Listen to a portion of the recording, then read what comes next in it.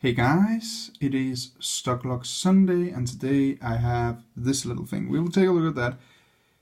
But first I will say this is actually not the video I was intending to make for this week. I already had made a video for next Stocklock Sunday, for this Stocklock Sunday, but I'm going to upload it next week at next Stocklock Sunday because this little thing was in my naughty bucket and I have not been able to pick it in any way, but mostly tried SPP of course, but haven't been able to do it. And yeah, but then just last night, which is when I am actually picking this and making this video, but when I upload this it was last night, I finally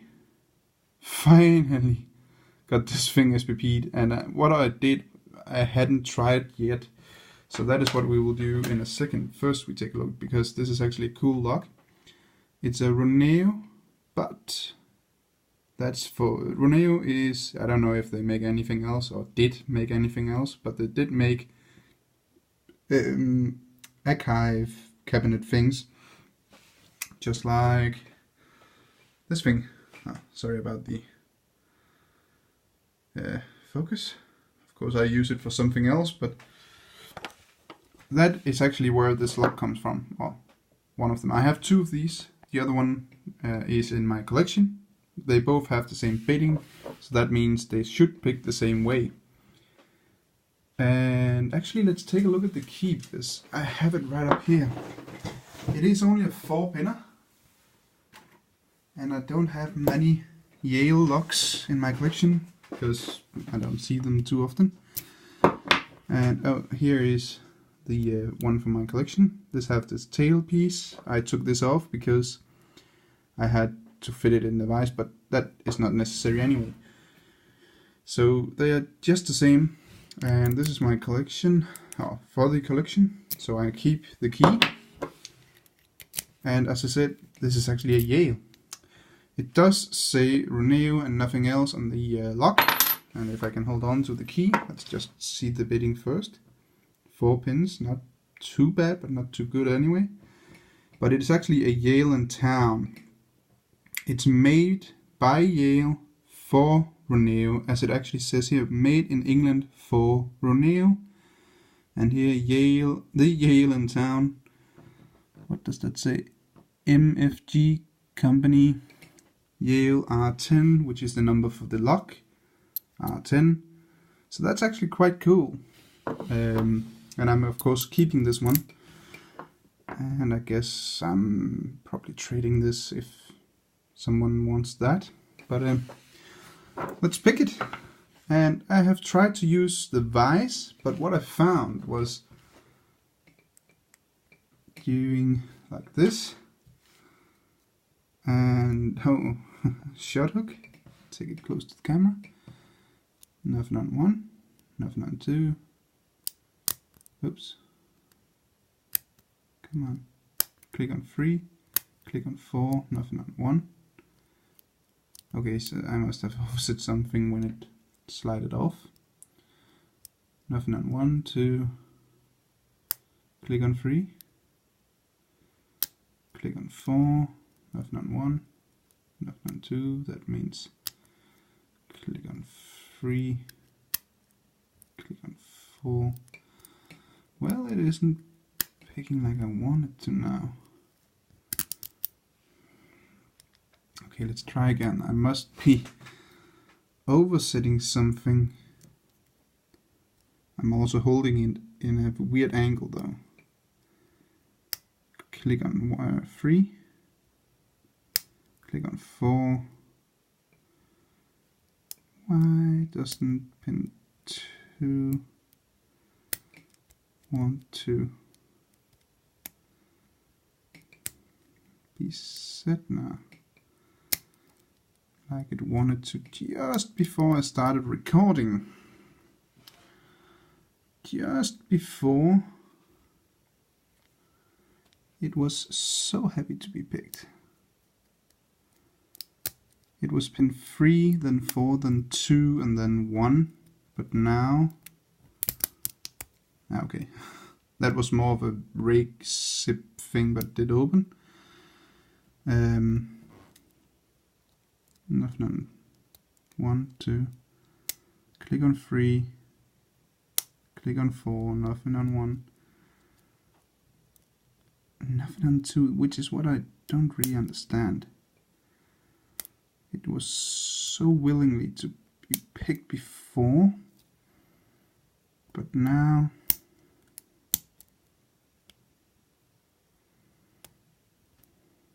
just don't want to. Aye, that hurt my finger right on that corner there.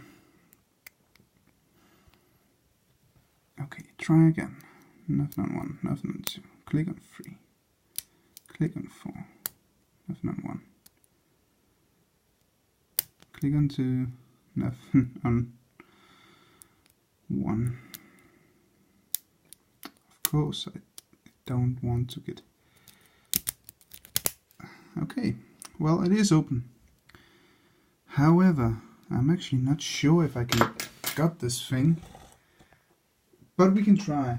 It is a little bit longer than expected, this video, but I guess we will survive.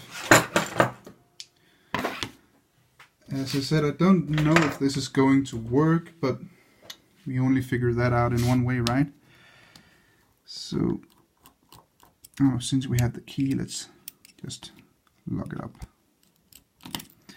I'm pretty sure it's only standard pins, but if we can gut it, it would be most fun. I have, of course, gotten some more plug followers since last time I tried. The thing is, I'm not sure I can get a shim in there,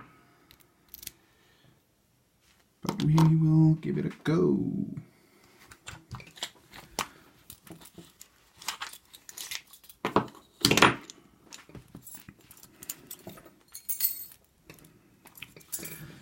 Alright, a shim. Let's see if we can get that in.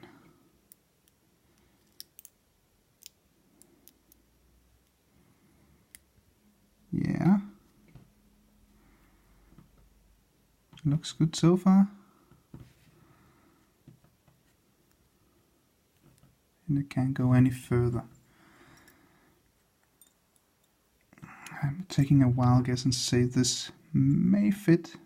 But we have the shim. Yes. Haha! I can finally see what is inside of this.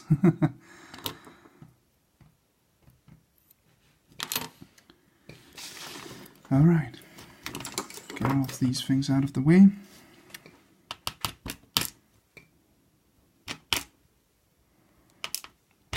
Yep. Oh. Nothing done to the core. We need some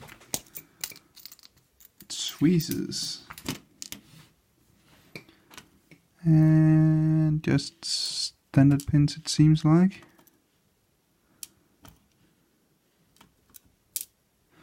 Just standard pins on the bottom. Let's see if I'm right about standard on the top. Pin 1 is a standard. Pin 2 standard. Pin 3 standard. Let me guess, pin 4 standard. Ooh. Yep, standard. So standard pins all the way. And in these I would like to not mix up anything. So let's see if I can get the springs out one by one. Oop, that is some tiny springs. Don't lose them. It may be easier like this. Yep, much easier.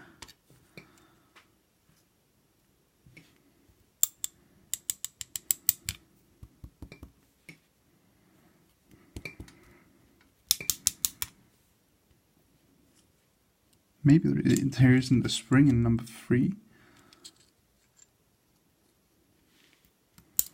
But there sure is in number 4. Okay.